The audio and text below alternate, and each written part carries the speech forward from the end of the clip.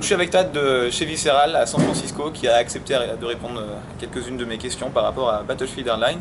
Hello Tad, thanks for inviting me to this event and my pleasure to be able to answer a few of the questions. So the first question I'm going to ask you is regarding Battlefield as a franchise. Like everyone knows, Battlefield is conquest at very first. Yep.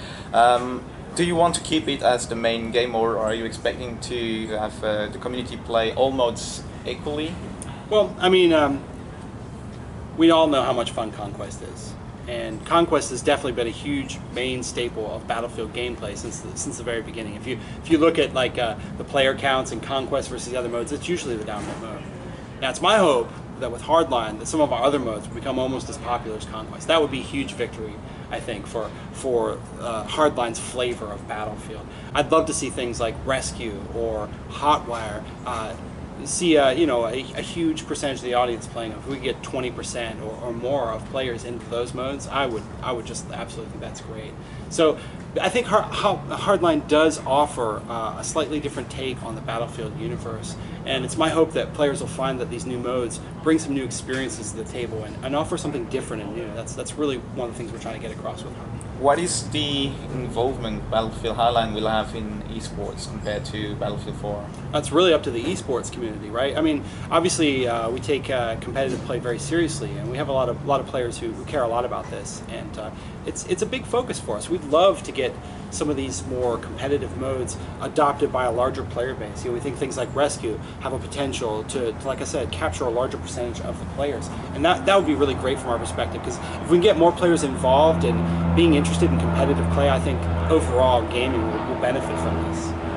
Talking on the competitive, there is the ranking system on the whole Battlefield we have always had, but it does not especially represent your skills in the game. Because you can have Battlefield for someone level 130, but it's not as good as someone level 60 something. Absolutely. So do you think it would be great to implement a ranking system that is like StarCraft, League of Legends, or any other game like CSGO that really can change upon losing or winning matches? And then do you think as well that matchmaking would be a good thing to add to Hardline? Yeah, absolutely. I love these ideas, and I think that a lot of us are really excited about the idea of being able to bring something like that. Now, I can't promise you anything for launch or anything concrete in the future, but it's something we're really interested in on the team. And like I mentioned, if we can get Rescue to be played on a larger player base, and we can start getting these kinds of matchmaking and ranking systems involved, and get players to feel the difference between when they're in a Platinum League versus a Bronze League or whatever it is, I think this would be really compelling and interesting, especially for the players who want to play that way. So yeah, we'd love to do something like that. I think if there's enough interest from the player base, we'll definitely be listening. Cool. Now, how many games mode do you plan as being developed as esports mode for Battlefield Hardline? Well, again, some of that's up to the esports community. They'll tell us what they like and what they don't like. But we have two modes that we think are specifically kind of catered to the competitive crowd, and those are Rescue mode and another unannounced mode we haven't talked about yet. So both of these modes are kind of 5v5 single elimination style modes, and we'll have more details on these as we go forwards. But we do hope that competitive players like these modes and find them enjoyable, and to be a fair challenge of their skills and abilities as opposed to a little bit more random. Do you plan on adding more identity to the weapons of Battlefield Hardline? Because I'm working really hard on that. I'm gonna tell you that on Battlefield 4 you can take. There's a lot of weapons. Yep. However, you have a lot of weapons that are pretty much the same. Yes. Like you can have one weapon that looks totally different, but is actually pretty much the same. Then you have the equipments that there's so many equipments and so many combination of equipments that you don't really know what's the best in what situation. I think on that point it's not very clear. You can take Battlefield 3 where you had your equipments, your weapons. You knew that all weapons are different. They have different stats with equipments. Yeah, that's a really great point. I think that's a little bit of a case of sometimes less is more, right? Where you have less confusion and more clarity, players can make more intelligent choices. And that's definitely something that we're interested in Hardline. Hardline, we're not going to tell you we have 800 weapons and 49 gadgets and all that. No, we've got a little bit of a smaller count, but that's intentional because we do want to create a little bit more personality for certain weapons. Like you look at things like the double barrel shotgun. This weapon has such a strong personality. It's great out to about 10 feet. And you can fire in either 1-barrel or 2-barrel mode. And in 2-barrel mode, it's going to devastate a single opponent. But if you're accurate, you can take 1 barrel at a time, and now you've got 2 shots, but the reload's really long. So you can see there's all kinds of pros and advantages to taking this specific weapon.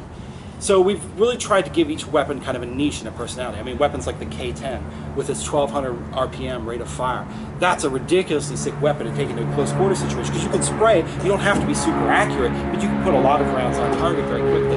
And I think it's things like this that make this weapon my preferred weapon, that weapon your preferred weapon, this other thing the other guy's preferred weapon. And giving each one of these weapons its own kind of unique place to live and its own purposes, I think is a really interesting idea, and so far it seemed to be working pretty well for us. Please feel free to listen. Regarding the balancing of the classes, obviously from years now, the medic class, which is now operator, has always been a class that comes out on the top. Always in competitive, you always place 5 medics versus 5 medics, and it's been like this for a while now. Yep. Do you plan on getting these also classes balanced compared to the medic operator? Yes. So that it can be challenging better the operator class? That's definitely one of our goals. I think one of the things I love about the Battlefield franchise is the whole idea of kind of the rock, paper, scissors relationship, and extending that not just from like infantry versus air vehicles kind of thing, but even to the classes themselves, like giving each class a specific strength and weakness. So things like the Enforcer with his shotguns are going to be good up close, or with his battle rifles are good out far, but he doesn't have a lot of mid-range capability. Guys like the Operator, who are about that mid-range, are really going to excel there. And then hopefully we can punch up the mechanic a little bit so that he's good in the close quarters, so he can get in and he can outfight the Operator inside the mid-range. But so everybody's kind of got their little niche and their expertise. And balancing that with the gadgets, so there's not one class that's overpowered, like the Operator, where it's like, well, of course I'm going to run Medkit, Revive, and probably the best all-around gun because it's the most versatile. Of course I'm going to run that. Of course you're going to see teams of 5 on 5 with that. Our ideal is that, no, you need to run Operator.